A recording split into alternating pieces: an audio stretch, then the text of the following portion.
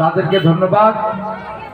আমাদের এই মাতৃসম মন্দিরের যারা সেবায়িত পুরোহিত আছেন তাদেরকে প্রণাম।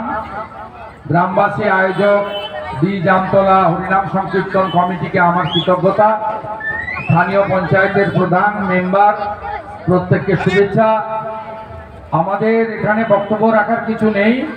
আমি কিছুদিন আগে তাজপুরে এসেছিলাম, সেখানে আমাকে আয়োজক কমিটি অনুরোধ করেছিলেন, আমন্ত্রণ করেছিলেন আগামীকাল মহাপ্রসাদে অংশগ্রহণ করতে। কালকে যেহেতু আমি কলকাতায় থাকবো, সেহেতু আজকে রাধা মাধবকে দর্শন করলাম, ধন্যবাদ প্রণাম নিবেদন করলাম। রাধা মাধবকে ফুল দিয়ে আমার যে সনাতনী হিন্দু প্রথা মেনে আমি আমার অন্তরের অন্তঃস্থল থেকে শ্রদ্ধা জানালাম, তাদের আশীর্বাদ চেয়ে নিলাম। আপনারা ভক্তমণ্ডলী বসে আছেন, পরিক্রমা দিকে দিকে চলছে। আপনারা জানেন এই সময়কালে নবদ্বীপ পরিক্রমা থেকে শুরু করে সব জায়গায় পরিক্রমা হয়। আমি কিছুদিন আগে মাননীয় কেন্দ্রীয় স্বরাষ্ট্রমন্ত্রী অমিত শাহজির সঙ্গে মায়াপুরে, সেখানে পরিক্রমার আগের দিন গেছিলাম। হাজার হাজার ভক্তমণ্ডলী, সাধু সন্ত সমাজ, বৈষ্ণব সমাজ মহাপ্রভুর জন্মস্থানে নবদ্বীপ মায়াপুরে, সেখানে ইস্কন ভক্তগণ, বৈষ্ণব সমাজ, গৌড়ীয় মঠ সবাই ছিলেন। সেখানে আমি অংশগ্রহণ করেছি এবং আমাদের এখানেও পরিক্রমা আসছে। এখন কালীচরণপুর হয়ে আমদিচিয়া পেরিয়ে তারা এখানে উপবিষ্ট হবেন এবং এটা বছরের পর বছর ধরে এই ঐতিহ্য আপনারা ধরে রেখেছেন। এটা খুব প্রয়োজন রয়েছে। যত হরিনাম সংকীর্তন হবে, যত হরিনাম হরে কৃষ্ণ মন্ত্রে চারিদিকে বিবর হবে, আমরা সনাতনীরা ততই জাগ্রত হব, জাগরণ ঘটবে। এবং গীতাতে যে কথা লেখা আছে, ধর্ম রক্ষতি রক্ষিত, ধর্ম রক্ষা করার কাজ আমাদের করতে হবে। ধর্ম যদি রক্ষা না করে, আমাদের বাংলাদেশের হিন্দুদের যে অবস্থা হয়েছে, আগামী দিনে আমাদের এখানকার হিন্দুদেরও সেই অবস্থা হবে। আমি কিছুদিন আগে তাজপুরে এসেছিলাম, আমাকে সবাই হাত করে মায়েরা বলছিলেন যে এত চুরি হচ্ছে, মন্দির থেকে শুরু করে কিছু বাদ রাখছে না। এরা কারা? এই যে চুরি করতে আসছে, এরা কারা? আমি বিধায়ক, আমার দায়িত্ব আপনাদের পাশে থাকা। আমি এই বিষয়ে যথোপযুক্ত ব্যবস্থা গ্রহণ করব। আজকে এখান থেকে আমি নন্দীগ্রাম 4 নম্বর অঞ্চলের 4টি মন্দির কমিটিকে মাইক দিয়ে যাচ্ছি। প্রত্যেক দিন আপনারা সকালবেলা 5টে কমিটিকে প্রত্যুষে হরিনাম সংকীর্তন করবেন। হরিনামের আওয়াজ চারিদিকে একেবারে ভোরবেলা এবং সন্ধ্যাবেলা চারিদিকে ছড়িয়ে দেবেন, যাতে যাতে হরিনাম ছাড়া আর কিছু শোনা না যায়। সব জায়গায় হরিনামের আওয়াজ যেন শোনা যায়। এটাই হোক আমাদের আগামী দিনে জাগরণ। আর গীতা দিয়ে যাচ্ছি কিছু মানুষকে।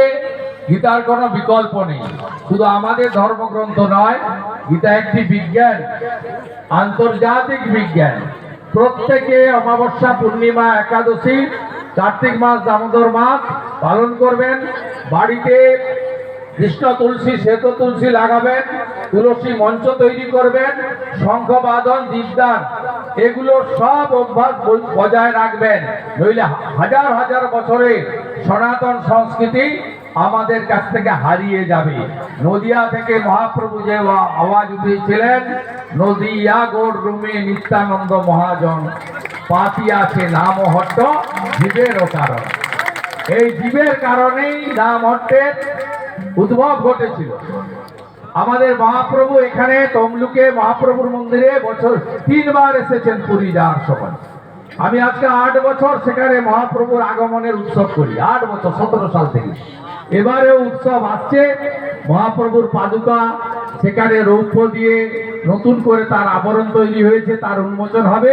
এবং আগামী 1 তারিখে মা বর্গভীমার মন্দির থেকে আমাদের শোভাযাত্রায় বেরোবে হাজার হাজার মানুষের, মহাপ্রভুর মন্দিরে গিয়ে শেষ হবে। তাই যত বেশি করে আপনারা এই নাম সংকীর্তনের মধ্য দিয়ে জাগরণ ঘটাবেন, ততই সমাজ শুদ্ধ হবে, পবিত্র হবে, হিন্দুরা জাগ্রত হবে, সনাতন অক্ষয় অমর হয়ে থাকবে। শ্রীকৃষ্ণ চৈতন্য প্রভু নিত্যানন্দ, শ্রী অদ্বৈত গদাধর শিবাসাদি গৌর ভক্ত বৃন্দ। হরে কৃষ্ণ কৃষ্ণ কৃষ্ণ হরে হরে, হরে রাম রাম রাম হরে হরে গৌর নিতাই প্রেমানন্দে।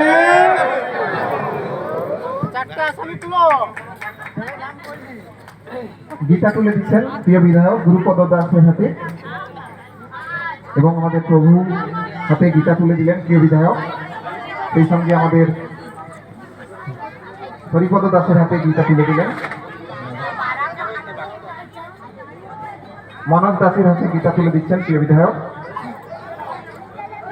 প্রলয় বাবুর হাতে, প্রলয় জানার হাতে গীতা তুলে দিলেন।